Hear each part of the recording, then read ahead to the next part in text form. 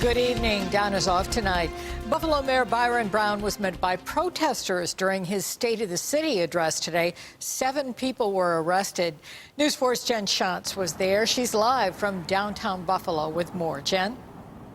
Good evening to you, Jackie. Yeah, in the midst of Mayor Brown's address, just 1 block down the street here at Franklin and Court, the intersection there, that's where those 7 people were arrested. They sat down in the middle of the intersection, they locked arms, and they blocked traffic for several minutes. Their message today, accountability. They're speaking to the Buffalo Police Department, but more importantly, they say to Mayor Byron Brown himself. They want him to be accountable for instances of alleged police brutality in the Queen City.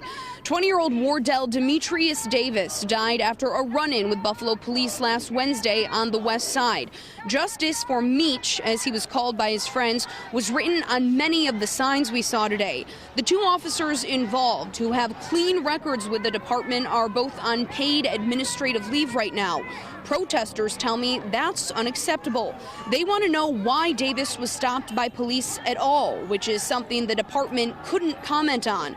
The case is now being handled by the AG's office. One of the organizers says Mayor Brown needs to address the community's growing concern for police-involved civilian deaths.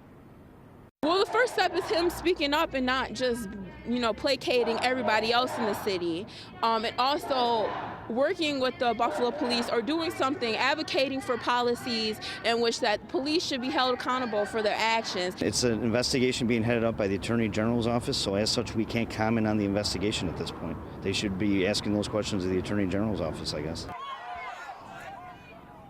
Those arrested were arrested for disorderly conduct, obstruction of government administration, and 2 were also charged with resisting arrest. Overall, Lieutenant Jeff Rinaldo says the protest was peaceful and the officers did what they were trained to do. One of the people arrested is a former Buffalo police officer, Carriol Horn. Now, while the majority of this protest, as I mentioned, was peaceful, at one point, a driver of an SUV actually plowed into protesters who refused to move from that intersection. We will show you that shocking video coming up tonight on News 4 at 6. Also coming up at 6, why this protest was considered an unlawful assembly. We'll break it down for you. For now, live outside the Buffalo Convention Center in downtown, Jen Schatz, News 4 at 5.